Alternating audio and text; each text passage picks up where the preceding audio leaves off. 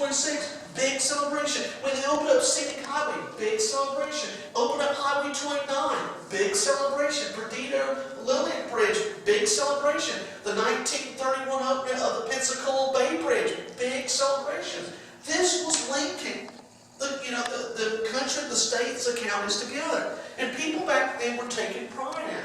And so we were actually, in Milton, we were ahead of the game. And so people would come from, even before they could drive over here, they would go and take their cars from Pensacola and come into Milton so they could drive for those 6 miles of brick highway and get up to 35 miles per hour. I mean, that was staggering, shattering. And people that came from Tallahassee said, oh, the harbor roads through the Panhandle, and then you got to east of Milton, and that brick highway up here is like, oh, a breath of heaven.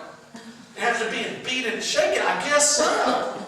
And so this really was a big deal. And the old brick road was in use up until the 1950s, early 50s. They redid Highway 90, put it parallel next to it. So many parts of it are, perfectly preserved. You got the you've got the railroad, you got the old brick road, you got Highway 90.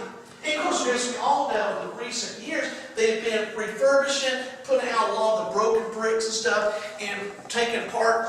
Back in the 70s, about half a mile of the very eastern part had been taken up because they were going to preserve it in downtown Pensacola, the News Journal building. And preserve it by taking it out and turning it into a sidewalk.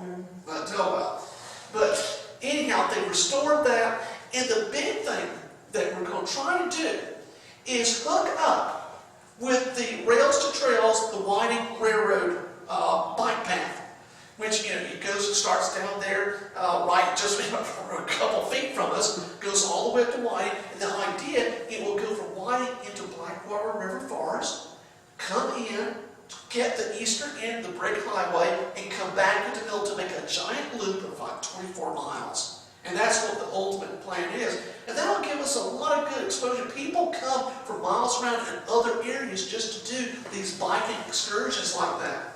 And I remember as a kid growing up, that's where you learn to drive. And it was no longer used, but you use that. That's how you learn to drive on the old brick road. And you see families picking dewberries and blackberries in the season and stuff like that. People walking the dogs. It's so nice to see a piece of history preserved. We actually got on the National Register of Historic Places a few years ago. It's one of the only linear historic sites because it's 6 miles long and so many feet wide. And that's very rare. And so we got something very special. Now, what does this have to do with genealogy? When you do family history, look at the roads. Look at a map of the roads where your ancestors lived, because a lot of times roads give us wonderful clues. I love maps. I'm a historian that believes that maps are a very important document, often overlooked. And when you see a road that says Kelly Mill Creek Road, you said, well, there must have been a family named the Kellys that ran a sawmill or grist mill.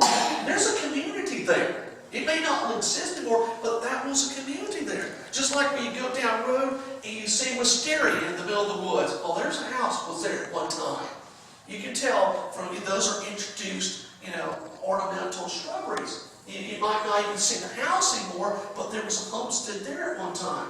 And roads give us clues. It says Fitzgerald Lane or something like that. That chances are there was somebody named Fitzgerald lived there. So a lot of times, if you're looking for family names, you might want to look at maps. You might find your family name and say, oh, that road must have been named after one of my ancestors or a relative. Then maybe that's where the homestead was. If you're trying to find out exactly the locality, don't forget roads, the names of roads. They give us wonderful clues. I mean, today you have elm and maple, but the more interesting ones, down the back roads, the country streets, that's where you see a lot of good clues defining where old lost communities and old lost homesteads were. And so don't forget about looking at maps and looking at road signs. And, all roads will take you there. And remember, wherever you go, there you are. Thank you all so much.